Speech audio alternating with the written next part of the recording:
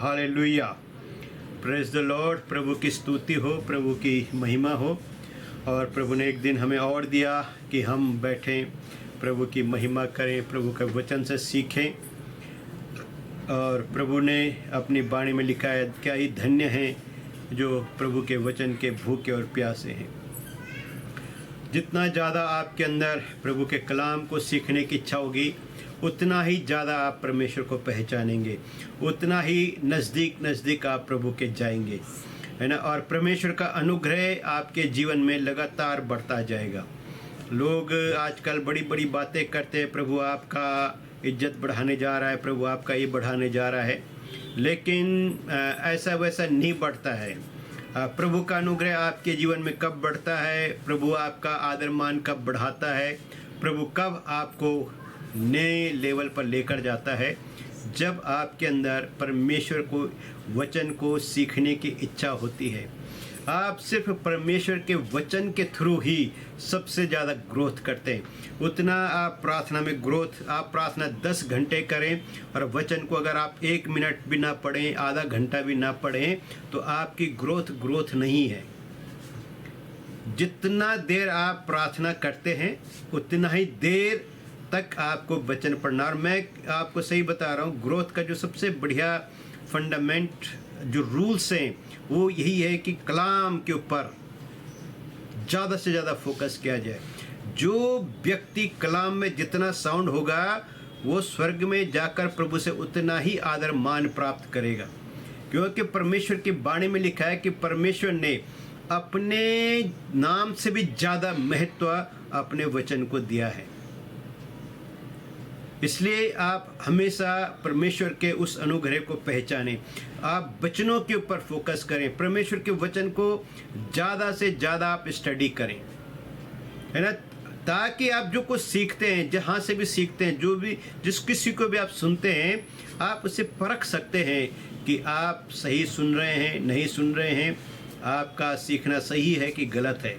मैंने जैसे आपको पिछली वीडियो में भी बताया था, पिछले बार भी बताया था कि हमें वीर्यवासियों की तरह बनना है कि जो कुछ आपको सिखाया जाता है, चाहे मैं सिखाता हूँ, चाहे आप जिस मर्जी को सुनते हैं, आप उस चीज़ को परखें और हमेशा उन लोगों को सुने जो प्रैक्टिकल लाइफ को जीते हैं, जो प्रैक्टिकल जो फील्ड में काम करते हैं। जिनको बनी बनी खीर मिल गई है, उनको पता नहीं खीर बनती कैसी है। वो खीर खाते हैं और उस पर दोष और अपदोष लगा देते हैं, ये खीर अच्छी थी, खीर बेकार थी। तो जिनको बना बना मंच मिल जाता है, जिनको बनी बनी कलीसिया मिल जाती है, उनको नहीं पता मिनिस्ट्री कैसी होती है, उनको नहीं पता प्रभु का कलाम क्या कहता है और एक कलाम कहाँ इम्प्लीमेंट होता है। जब हम दुनिया के साथ बाहर सड़कों पे प्रचार करते हैं, गलियों में प्रचार करते हैं, लोग हमारे पास आते हैं, जब उनसे प्रचार करते हो, हमसे बहस करते हैं, क्वेश्चन करते हैं, पूछते हैं, ऐसे ऐसे बातें पूछते हैं जो समझ से परे हैं, है ना। तब आप सीखते हैं। आपसे कोई बहस ही नहीं करता, आपसे कोई डिबेट ही नहीं करता, आपसे कोई बातचीत ही नहीं करता, तो आपका ज्ञान कभी भी बढ़ेगा नहीं। ज्ञान बांटने से बढ़ता है और जितना ज़्यादा आप इसे बांटोगे, ये उतना बढ़ेगा। इसे एक जगह पे एकत्रित करके कुछ काम का नहीं है। इसलिए लोगों के साथ शेयर कीजिए, परमेश्वर के वचन को शेयर कीजिए, वो आपसे डिस्कस करें, जो क्वेश्चन वो पूछें। नहीं आते तो ना जवाब मत दो, आते हैं तो परमेश्वर के वचन के थ्रू जवाब दो, अपना यहाँ से सोच के नहीं। और जब आपको ये आशीष मिलेगी तो आप आगे से आगे ग्रोथ करते जाएंगे। वचन पढ़ते जाओ और हर प्रश्न का जवाब वचन के द्वारा ही है। मैं लोगों को अपना मन का कोई विचार नहीं प्रकट करता। जब भी कोई मेरे साथ बातचीत करता है, मेरे साथ बैठता है, बातचीत करता है, तो मैं कलाम से ही बोलता हूँ, वचन के द्वारा ही उस व्यक्ति को संतुष्ट करता हूँ। इसलिए आज हम सीखेंगे परमेश्वर के अनुग्रह के द्वारा हमें क्या क्या मिलता है, कैसे परमेश्वर का अनुग्रह हम पे प्रकट होता है। तीतुस की किताब खोलेंगे, तीतुस की किताब नए नियम में, और उसका 2 अध्याय और 11 से लेकर 14 तक हम पढ़ेंगे। तीतुस 2 अध्याय, उसका 11 से लेकर 14 तक हम पढ़ेंगे। हाँ ये पढ़िए। बात सच है कि यदि हम उसके साथ मर गए हैं तो 11 उसके से साथ 2 अध्याय तीतुस। क्योंकि परमेश्वर का वह अनुग्रह प्रकट हाँ है हाँ। जो सब मनुष्यों के उद्धार का कारण है और हमें चेतावनी देता है कि हम अभक्ति और संसारिक अभिलाषाओं से मन फेर कर इस युग में संयम और धर्म और भक्ति से जीवन बिताएं और उस धन्य आशा की अर्थात अपने महान परमेश्वर और उद्धारकर्ता यीशु मसीह की महिमा के प्रकट होने की बाट जोते रहें, जिसने अपने आप को हमारे लिए दे दिया कि हमें हर प्रकार के अधर्म से छुड़ा ले और शुद्ध करके अपने लिए एक ऐसी जाति बना ले जो भले भले कामों में सरगर्म हो। आमीन, हालेलुया। परमेश्वर का वचन पढ़े जाने पर आशीष हो। यहाँ पे हम साफ देखते हैं, वो कहता है कि परमेश्वर का अनुग्रह प्रकट है जो सब मनुष्यों के उद्धार का कारण है। अभी हम अनुग्रह के समय में जी रहे हैं और जब तक ये अनुग्रह बना है तब तक कोई भी व्यक्ति तौबा कर सकता है, पछतावा कर सकता है और प्रभु के राज्य में प्रवेश कर सकता है। और वो दिन दूर नहीं जब अनुग्रह का समय ख़त्म हो जाएगा।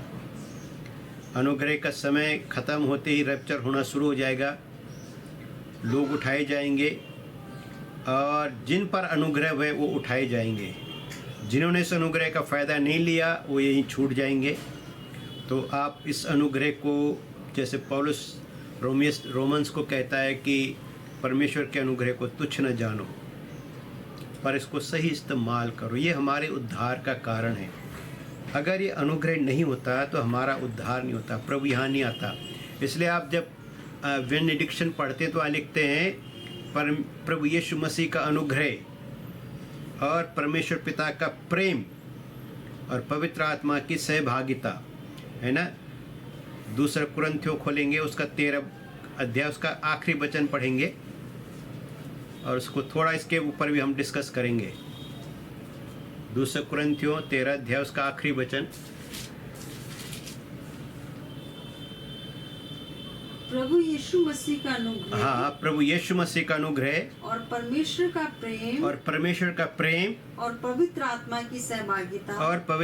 की सहभागिता तुम सबके साथ होती रहे। हाँ, अब यहाँ पे तीतुस में हम पढ़ते हैं कि परमेश्वर का अनुग्रह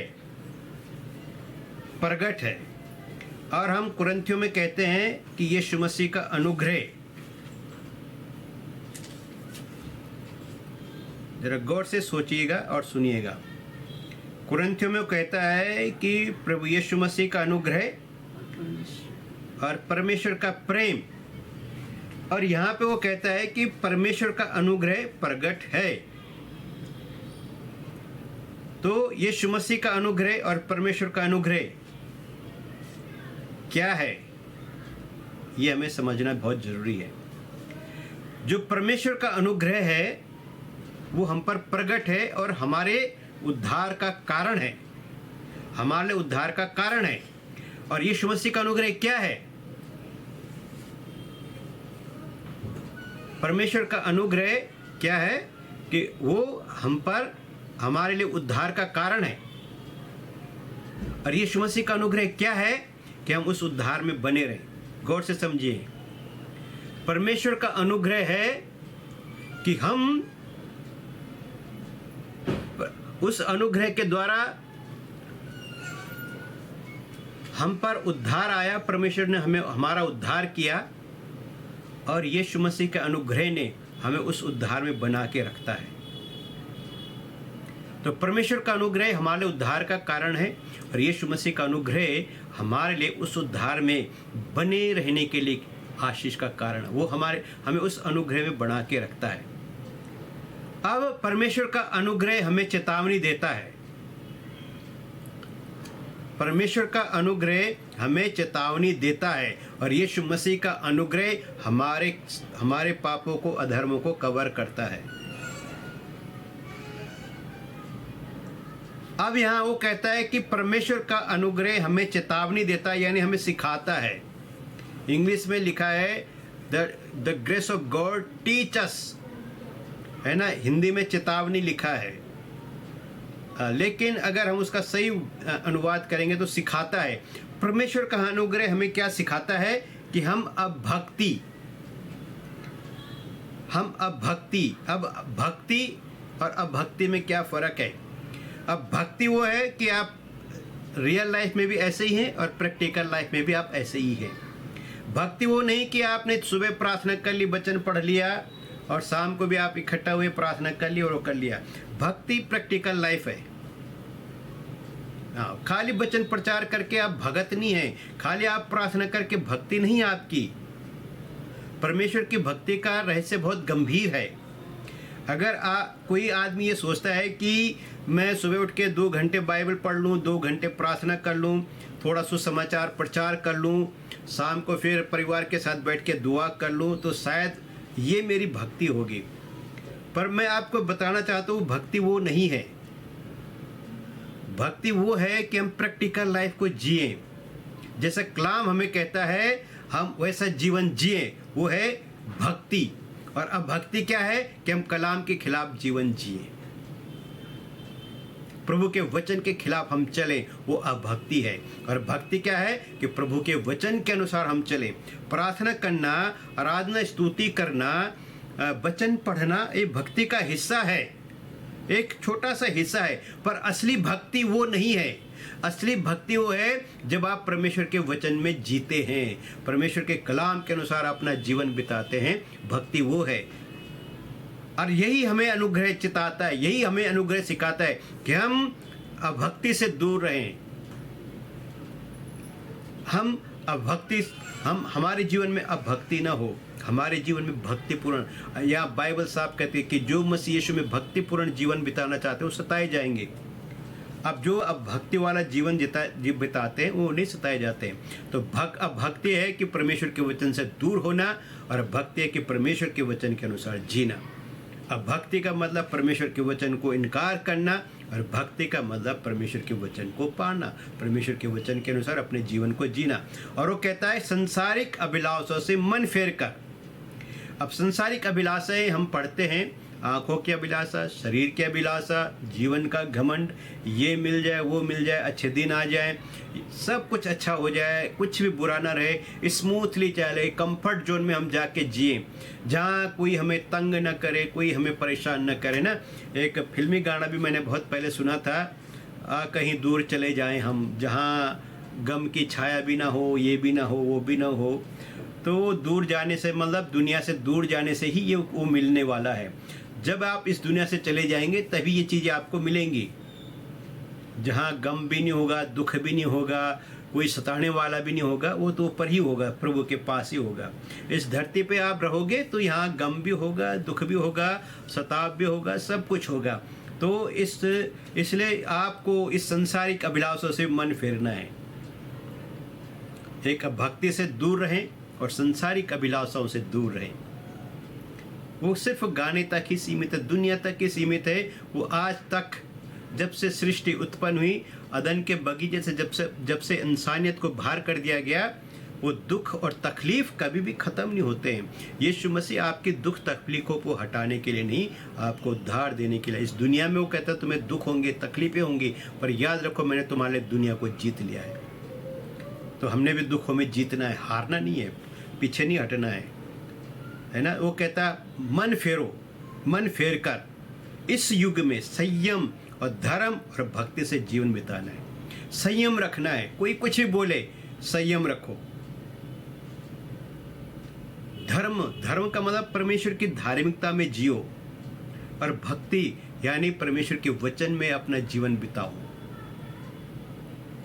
तो वो जो परमेश्वर का अनुग्रह आपको ये सिखाता है, और यीशु मसीह का अनुग्रह आपको भक्ति में, संयम में, धार्मिकता में बना के रखता है। तो परमेश्वर का अनुग्रह और यीशु मसीह का अनुग्रह फ़र्क कुछ भी नहीं है, दोनों खुदा ही हैं, प्रभु ही है, एक ही है दोनों बातें। पर यहाँ पे प्रभु का अनुग्रह अलग बात है, और परमेश्वर का अनुग्रह आपको क्या सिखाता है, और प्रभु का अनुग्रह आपको बना के रखता है। तो परमेश्वर का अनुग्रह हमें सिखाता है कि हम अब भक्ति और संसारिक अभिलाषों से दूर रहें, और प्रभु का अनुग्रह सिखाता है कि संयम में, धार्मिकता में, भक्ति में जीवन बिताएं। और संयम, धार्मिकता और भक्ति यीशु मसीह के अनुग्रह से हमें मिलती है। तो दोनों आप कमा नहीं सकते, यह अनुग्रह से मिलता है। तो परमेश्वर का अनुग्रह को समझें और यीशु मसीह के अनुग्रह को समझें। Grace of God and grace of Lord Jesus Christ different नहीं है, पर समझने में थोड़ा फर्क है कि प्रभु का अनुग्रह हमें, परमेश्वर का अनुग्रह हमें सिखाता है और यीशु मसीह का अनुग्रह हमें बना के रखता है, उसमें बना के रखता, हमें कवर अप करके रखता है। तो वो सिखाता है हम अब भक्ति और संसारिक अभिलाषा से दूर रहें। हमें अब भक्ति में जीवन नहीं बिताना, संसारिक अभिलाषाओं में जीवन नहीं बिताना। हमारा जीवन एक भक्तिमय जीवन होना चाहिए।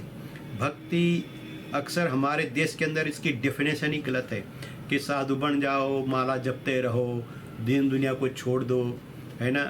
पर कई चीज़ें हैं जहाँ आपको पेट के लिए फिर उनको भीख मांगनी पड़ती है, फिर उनको जाके लोगों को मैनिपुलेट करना पड़ता है अपनी रोजी रोटी करने के लिए। लेकिन परमेश्वर की भक्ति थोड़ा अलग है।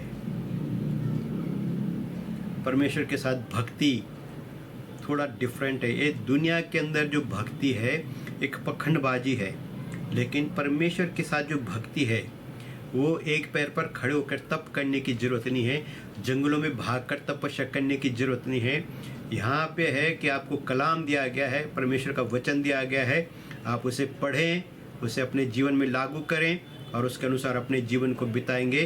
तो इसे कहते हैं भक्तिपूर्ण जीवन बिताना। और यही तो पौलुस कहता है कि अब जो मसीह यीशु में भक्तिपूर्ण जीवन बिताना चाहते हैं वो सताए जाएंगे।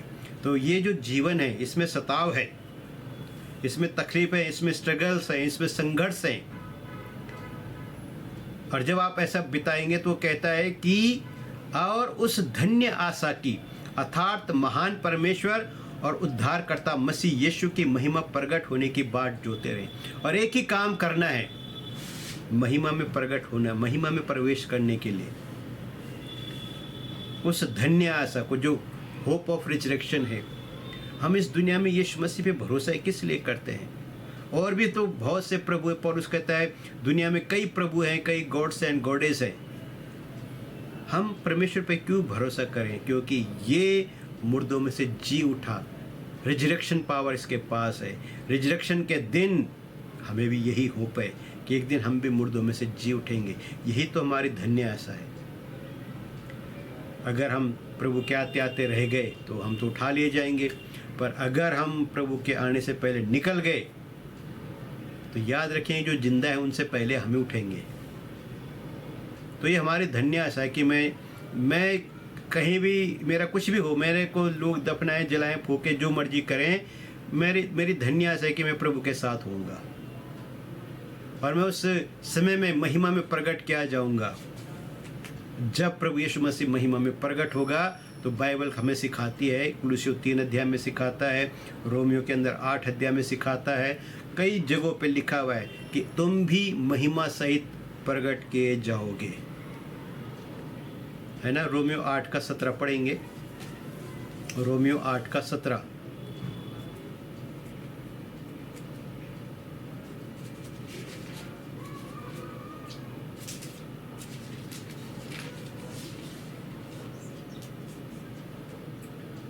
और हाँ, यदि संतान है तो बारिश भी है, वरन परमेश्वर के बारिश और मसीह के संगे बारिश है कि जब हम उसके साथ दुख उठाएंगे तो उसके साथ महिमा भी पाएं। हाँ, लास्ट वाला वर्ड्स पढ़ेंगे, जब हम उसके साथ दुख उठाएंगे तो उसके साथ हम महिमा भी पाएंगे। तो आपका जो मेन फोकस होना चाहिए कि प्रभु के प्रकट होने की बाट जोनी है, उस महिमा में आपको भी आना है। तो अगर आप दुख नहीं उठाएंगे तो आप महिमा में नहीं आएंगे। कुलुस्सियों 3 का 3 पढ़ेंगे, 1 से 3 पढ़ लेंगे, 1 से 3, कुलुस्सियों 3 का 1 से 3। कैसे प्रकट होंगे आप?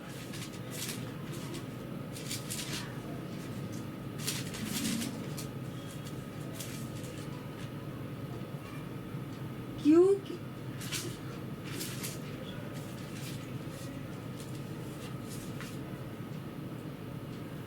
क्योंकि हाँ तुम मर गए, हाँ। तुम्हारा जीवन मसीह के साथ परमेश्वर में छिपा हुआ हाँ है। हाँ जब मसीह जो हमारा जीवन हाँ। है प्रकट होगा, हम्म तब तुम भी उसके साथ महिमा सहित प्रकट किए हाँ। जाओगे। जब मसीह प्रकट होगा महिमा के साथ, तो तुम भी उसके साथ महिमा सहित प्रकट किए जाओगे। तो जब आपका मन धरती पर रहेगा, संसारिक अभिलाषों पे रहेगा, अब भक्ति में रहेगा, तब नहीं।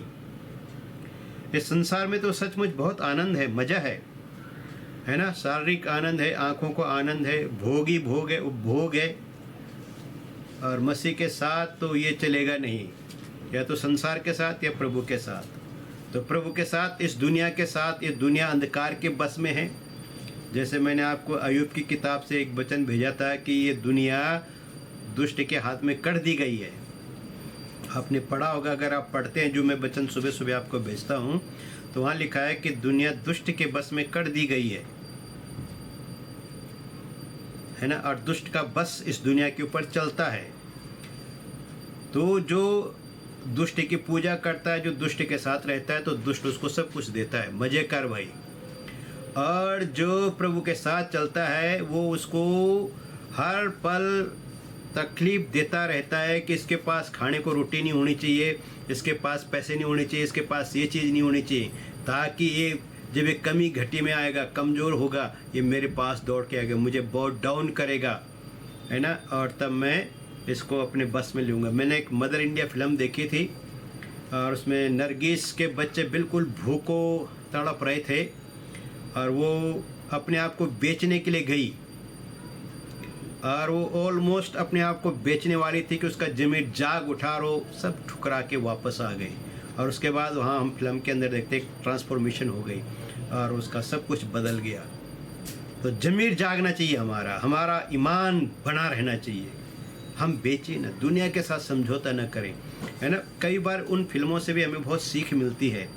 आप देखिएगा ज़रूर उस फिल्म को, मदर इंडिया को, जहाँ नरगिस उस लेवल पे पहुँच जाती है कि वो अपने बच्चों को भूख से मरता हुआ, तड़पता हुआ देख के उस माँ से सहन नहीं होता है, और वो सोचती है चलो कोई बात नहीं, और वो लाला के पास जाके अपने आप को बेचने के लिए जाती है, उसके आगे सरेंडर होने के लिए जाती है।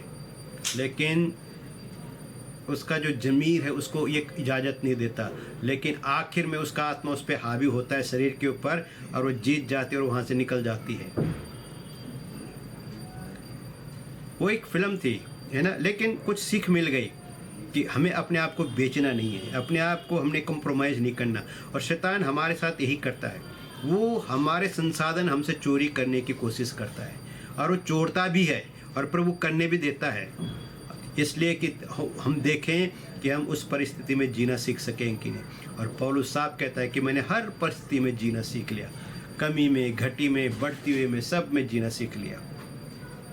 और वो स्टैंड एक पैरेलल लाइफ को जी रहा था, दुनिया के साथ एक पैरेलल लाइफ को जी रहा था, दुनिया के साथ तो था ही नहीं।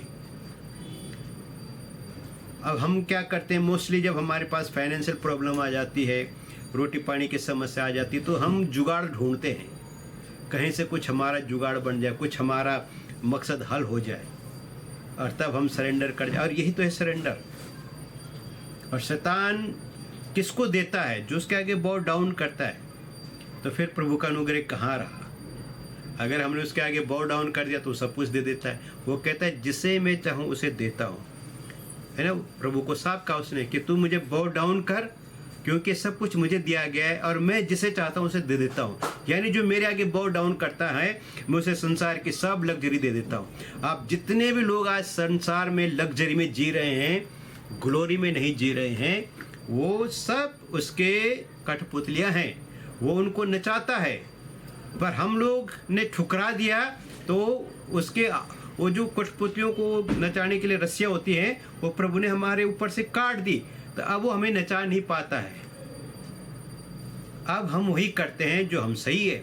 हम इसलिए सच बोलने की हिम्मत रखते हैं क्योंकि हम उसके हाथों की कठपुतली नहीं, हम तो प्रभु के हाथ की कठपुतलियाँ हैं। प्रभु हमें नचाता है और वो उनको नचाता है, और जब वो हमारे सामने आता है तो हमारे सामने वो नाच करता है, वो डरता है, वो भागता है।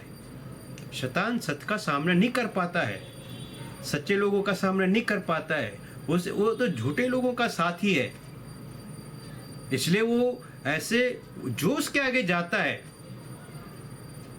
उसको सब कुछ देता है। ये तो सच बात है, जिसको यहोवा कहता है सीक मी, और उन लोगों ने उसको ढूंढने की बजाय कुछ और ढूंढना शुरू कर दिया। तो तुम जिस चीज़ को ढूंढ में निकलोगे वो तुम्हें जरूर मिलेगा। तुम यहोवा की खोज करोगे, यहोवा मिलेगा। तुम दुनिया के अंदर दुष्ट की खोज करोगे, लग्जरी की खोज करोगे, वो जरूर मिलेगा, लेकिन एंड में बड़ी तकलीफ देगा। तो यहाँ वो कहता है कि मसीह की उस धन्य आशा की, अर्थात महान परमेश्वर और उद्धारकर्ता मसीह की महिमा प्रकट होने की बाट जोहते रहो। आपके साथ क्या बीत रहा है, इसमें संयम रखो। होने दो, लोग क्या बोलते बोलने दो, है ना। वो कहावत है कि हाथी अपनी चाल चलता और कुत्ते भौंकते रहते हैं। तो आप कुत्ते का मुंह नहीं पकड़ सकते हो, क्यों भाग रहा है, क्यों भौंक रहा है, उसको भौंकने दो। थक जाएगा, अपने आप चुप हो जाएगा। तो हमें संयम रखना है, कंट्रोल करना है लोगों के कहने से। आप वो नहीं है जो लोग आपको कह रहे हैं, आप वो हैं जो परमेश्वर का वचन आपको कह रहा है। लोग आपको पखंडी बोलते हैं, लोग आपको ये बोलते हैं, तो आप उनकी बातों पे यकीन मत करो, कलाम पे यकीन करो कि कलाम आपको क्या कहता है कि आप परमेश्वर की संतान हैं। कलाम आपको क्या कहता है कि आप मसीह के संगी बारिश हैं। कलाम आपको क्या कहता है कि एक दिन आप यीशु मसीह के साथ राज करेंगे। अब उस बातों पे ध्यान देना। हमने प्रभु की महिमा में प्रकट होने की बाट जोहनी है, और उसके लिए हम इंतजार करते रहे। कहता है वेट वेट एंड वेट। इंतजार करो उस दिन का जब तुम महिमा सहित प्रकट किए जाओगे। तो ये परमेश्वर का अनुग्रह है जो आपको महिमा में प्रकट करेगा, और ये प्रभु यीशु मसीह का अनुग्रह है कि उस महिमा में प्रकट होने के लिए वो आपको तैयार कर रहा है। 14 में कहता है जिसने अपने आप को हमारे लिए दे दिया कि हमें हर प्रकार के अधर्म से छुड़ा ले, है ना। यीशु मसीह का अनुग्रह क्या था, उसने अपने आप को दे दिया कि हमें परमेश्वर का अनुग्रह क्या था कि उसने अपने आप को दे दिया कि हमें सब प्रकार के अधर्म से छुड़ा ले।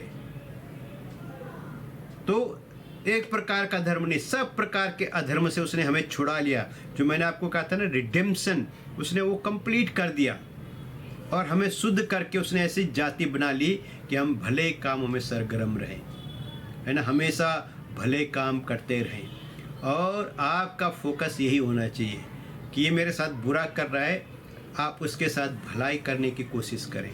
उसको बुराई के बदले बुराई ना दें, है ना। उसे बुराई के बदले बुराई का आपने दे दिया तो काम खत्म।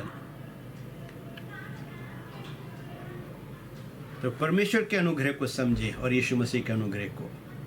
अगर आप इसमें बने रहेंगे ना, एक दिन जीत होगी आपकी, और जबरदस्त जीत होगी। स्वर्ग में मुकुट मिलेगा। धीरज के साथ लड़ो, धीरज के साथ काम करो, और धीरज में बने रहो, संयम रखो।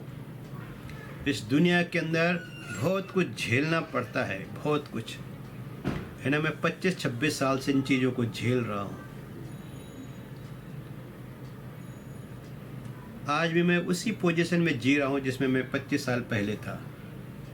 मैं लग्जरी को, आज तक लग्जरी में घुसा नहीं। प्रभु ने, वो समय था जब मैं बाहर जाने वाला था, जहाँ मुझे बहुत कुछ मैं कर सकता था अपने लिए।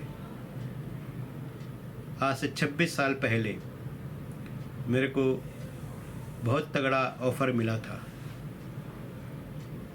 और बहुत कुछ मैं कमा सकता था, मेरे सारे सपने पूरे हो सकते थे, पर प्रभु ने मुझे बुला लिया सेवा के लिए। मैं वो सब छोड़ छाड़ के आगे, मैंने एहसान नहीं किया प्रभु के ऊपर कि आज वो सब वस्तुएं मेरे पास नहीं हैं, पर आज मेरे पास यीशु मसीह तो है। आज मेरे पास मेरा प्रभु तो है, जिसके भरोसे मैं आज भी जी रहा हूँ, जिसके भरोसे आज भी मेरी गाड़ी चल रही है, जिसके भरोसे आज मैं रोटी खा रहा हूँ, कपड़े पहन रहा हूँ, सब काम कर रहा हूँ, जिंदा हूँ, प्रभु का वचन प्रचार कर रहा हूँ फ्री ऑफ कॉस्ट। कोई दाम नहीं, कोई नहीं। उसने तो मुझे दाम देकर मोल ले लिया, तो अब मेरे पास मेरा कोई दाम रहा ही नहीं। जियो प्रभु के लिए, प्रभु के अनुग्रह में बने रहो, है ना, उसके अनुग्रह को समझो। अगला वचन हम पढ़ेंगे तीतुस 3 अध्याय उसका 4 से 7 तक। पर जब हमारे उद्धारकर्ता परमेश्वर की कृपा और मनुष्यों पर उसका प्रेम प्रकट हुआ, तो उसने हमारा उद्धार किया, और ये धर्म के कामों के कारण नहीं जो हमने आप किए, पर अपनी दया के अनुसार नए जन्म के स्नान और पवित्र आत्मा के हमें नया बनाने के द्वारा हुआ, जिसे उसने हमारे उद्धारकर्ता यीशु मसीह के द्वारा हम पर अधिकाई से उंडेला, जिससे हम उसके अनुग्रह से धर्मी ठहरकर अनंत जीवन की आशा के अनुसार वारिस बने। आमीन, हालेलुया। अब और गहराई से वो कहता है कि जब हमारे उद्धारकर्ता परमेश्वर की कृपा, है ना, अनुग्रह का जो सेकेंड पार्ट है, पावरफुल पार्ट, उसे कहते हैं काइंडनेस, है ना। ये ग्रेस से अलग है कृपा। कृपा और ग्रेस एक सिक्के के 2 पहलू हैं। तो ग्रेस और काइंडनेस, है ना, कृपा या दया, अनुग्रह, ये जो कृपा है, दया है, अनुग्रह है, ये एक मतलब एक संतरा है और उसके ये फल हैं अंदर से। दया होगी, कृपा हो गया, अनुग्रह होगी, तसल्ली हो गई, ये चीज़ें उसका हिस्सा है। तो यहाँ लिखा है कि जब काइंडनेस यानी परमेश्वर की दया मनुष्य पर उसकी प्रीति प्रकट हुई, प्रीति का मतलब है प्रेम प्रकट हुआ। दया के साथ प्रेम हमेशा आता है। तो जब आप प्रेम को देखेंगे तो वहाँ लिखा है पवित्र आत्मा का फल क्या है? प्रेम, आनंद, शांति, धीरज, कृपा, दया, ये सब उसमें आ जाते हैं प्रेम के अंदर में। तो जब परमेश्वर का प्रेम प्रकट हुआ या परमेश्वर की कृपा प्रकट हुई तो उसने अनुग्रह के द्वारा हमारा उद्धार किया। और ये कहता है ये हमारे धर्म के काम कारण नहीं है जो हमने आप किए, पर उसने अपनी दया के अनुसार किया। और क्या किया? नए जन्म के स्नान, है ना, नए जन्म का स्नान।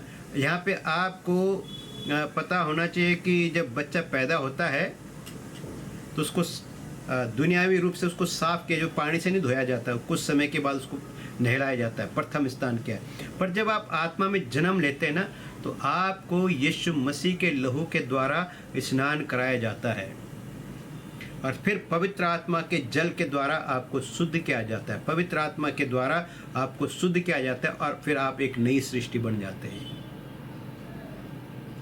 यह है परमेश्वर की दया, परमेश्वर का अनुग्रह कि वो आपको एकदम नया बनाता है। और पवित्र आत्मा आपको हर रोज नया बनाता चला। और पवित्र आत्मा परमेश्वर का सबसे बड़ा अनुग्रह हमारे ऊपर है कि वो अनुग्रह का आत्मा हमें दिया गया है। अब परमेश्वर पवित्र आत्मा को कहते हैं अनुग्रह का आत्मा। वो आपको दिया गया है कि आप प्रभु यीशु मसीह के, अब तीनों का आ गया, पिता का अनुग्रह, परमेश्वर का अनुग्रह, यीशु मसीह का अनुग्रह और पवित्र आत्मा का अनुग्रह। अब हम तीनों के अनुग्रह में क्या होगा? हम हर रोज नए बदलते। तो आपको पता हो गया कि यीशु मसीह का अनुग्रह, परमेश्वर का अनुग्रह आपको सिखाता है, यीशु मसीह का अनुग्रह आपको बनाए रखता है और पवित्र आत्मा का अनुग्रह आपको हर रोज नया करता जाता है। तो तीनों के अनुग्रह को आप समझ जाओ कि पिता का अनुग्रह आपको सिखाता है अब भक्ति से, संसारिक अभिलाषा से दूर रहना। यीशु मसीह का अनुग्रह आपको सिखाता है धर्म में, संयम में और शांति में जीवन बिताना, आपको अनुग्रह कवर करके रखता है। और पवित्र आत्मा का जो अनुग्रह है यह आपको हर रोज नया बनाता है, हर रोज आपका ट्रांसफॉर्मेशन करता है, आपके सोच विचारों को बदलता है, आपको रेनोवेट करता रहता है, आपके माइंड को रिन्यू करता रहता है पवित्र आत्मा का अनुग्रह। और ये अनुग्रह का आत्मा परमेश्वर ने अपने अनुग्रह से हमें दिया है। प्रभु यीशु मसीह का अनुग्रह हमें परमेश्वर के अनुग्रह से मिला है। तो तीन तीन अनुग्रह आपके ऊपर है, और क्या चाहिए आपको? इतना अनुग्रह हमारे लिए सफिशिएंट है। इसलिए पौलुस को भी प्रभु ने कहा कि मेरा अनुग्रह तेरे लिए काफ़ी है। तो हम तीनों को तो एक परमेश्वर का अनुग्रह आपको मिल गया, इससे बढ़कर आपके लिए कुछ नहीं है। और वो कहता है कि कैसे दिया उसने, अधिकाई के साथ यीशु मसीह के द्वारा हम पर उंडेल दिया। परमेश्वर ने यीशु मसीह के द्वारा पवित्र आत्मा हम पर कैसे उंडेला है, अधिकाई से उंडेला है। इतना ज्यादा उंडेला, ओवरफ्लो कर दिया है ना। अब कौन लोग ओवरफ्लो हैं पवित्र आत्मा से? जो आप इन वचनों को अगर आप समझ गए तो आप पवित्र आत्मा से ओवरफ्लो हैं। तो आपको लोग कहते हैं ना, भरपूर हो जाओ पवित्र आत्मा में, भरपूरी भरपूरी भरपूरी, रोज बोलते रहते भरपूरी भरपूरी। आप गलत भरपूरी मांग रहे हो तो वो होगा ही नहीं। पवित्र आत्मा उस व्यक्ति को भरपूर करेगा जो परमेश्वर की चाहत में है। जिन तीनों अनुग्रह को समझता है, पवित्र आत्मा उसे भरपूर करेगा। पवित्र आत्मा का अनुग्रह ही आपको भरपूर करता है। अब 3 अनुग्रह आपको मिल गए तो अब इससे ज्यादा भरपूरी क्या है? मैं तो भरपूर हूं, मैं आत्मा से भरपूर हूं, क्योंकि मैं इन तीनों अनुग्रह को समझता हूं और ये मेरे ऊपर है। और मुझे किसी से सर्टिफिकेट की जरूरत नहीं है। आपको किसी से सर्टिफिकेट की जरूरत नहीं है कि आप आत्मा में भरपूर हैं कि नहीं है। आप तीनों को समझ गए, आप भरपूर है। नहीं समझे तो आप कमी घटी में हैं। वो साफ कहता है कि उसने हमारे उद्धारकर्ता यीशु मसीह के द्वारा हम पर बहुताई के साथ, अधिकाई, अबंडेंस लिखा हुआ है इंग्लिश में। अबंडेंस मतलब जिसको आप काउंट ही नहीं कर सकते, ऐसा उंडेला है। आप समझो उसको, उस अनुग्रह को समझो, उसमें जियो, और आपको कभी भी सुखपन, रूखापन, अकेलापन महसूस नहीं होगा। स्ट्रगल करोगे, फाइट करोगे, हमेशा जीतोगे, हारोगे नहीं। ये तीनों अनुग्रह आपको इतना स्ट्रांग बनाते हैं कि आप अगर शैतान के मुंह पे एक पंच मारो तो मीलों दूर जाएगा, है ना। जैसे महाभारत में अर्जुन और कर्ण थे ना, वो तो तीर मारा तो अर्जुन का रथ थोड़ा ही दूर गया, क्योंकि 4-5 देवता बैठे हुए थे, और कर्ण का मीलों दूर चला गया। तो हमारा जो पंच है, हम जब शैतान का सामना करते हैं तो बाइबल कहते हो हमारे सामने से भाग जाए। किसके सामने से शैतान भागेगा? जो परमेश्वर पिता, पुत्र, पवित्र आत्मा के अनुग्रह से परिपूर्ण है। और उसके आखिर वचन कहता है, जिससे हम उसके अनुग्रह से धर्मी ठहरकर अनंत जीवन की आशा के अनुसार वारिस बने। और यही अनुग्रह है जो आपको अनंत जीवन के आशा के अनुसार वारिस बना देता है। बिना अनुग्रह के आप वारिस भी नहीं है। तो आज सोच लो किसकी सेवा करनी है, आज सोच लो किसके साथ जीना है, दुनिया के साथ या प्रभु के साथ। प्रभु के साथ जीना है तो उसके वचन के अनुसार जीना पड़ेगा, परमेश्वर के वचन के अनुसार अपने आप को ढालना पड़ेगा। दुनिया मेरे बारे में क्या कहती है, लोग आपके बारे में क्या कहते हैं, उस पर फोकस नहीं करना। मुझे प्रभु के वचन के अनुसार जीना है, किसी को पसंद आए ना आए, मुझे प्रभु का वचन के अनुसार जीना। यीशु मसीह को किसी ने पसंद नहीं किया। जब वो अपने ज़माने में थे, अपने समय में थे, वो 3.5 साल बड़ी तकलीफ उठाई यीशु मसीह ने, हर जगह से तिरस्कार हुआ। तो अगर उसके साथ ये हुआ तो हमारे साथ क्या कुछ ना होगा। उसने कहा ही, यरूशलेम की बेटियों मेरे लिए मत रहो। अगर वो हरे भरे पेड़ के साथ ये कर रहे हैं तो सूखे के साथ क्या कुछ ना होगा। तो हम इस बात को सोचने छोड़ दें कि यीशु मसीह में आने के बाद दुनिया की सारी खुशियाँ, दुनिया की सारी दौलत हमें मिल गई। नहीं नहीं नहीं, वो कभी नहीं होगा। उसके लिए उसने हमें बुलाया नहीं। उसने तो साफ कहा कि धनी का परमेश्वर के राज्य में प्रवेश करना ऊँट के नाके में से निकल जाने से कठिन है।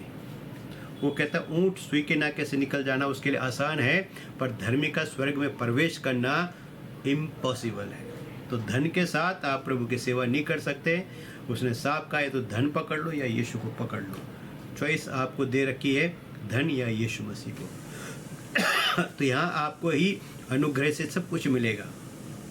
तो आप इस अनुग्रह को बटोर के रखो और उस दिन के लिए इस्तेमाल करो जिस दिन प्रभु का दिन होगा। उस दिन ये अनुग्रह आपको परमेश्वर के सामने खड़ा करेगा। ये अनुग्रह आपको स्वर्गीय वारिस बनाएगा। ये अनुग्रह आपको अनंत जीवन का वारिस बनाएगा। आओ हम प्रार्थना करें।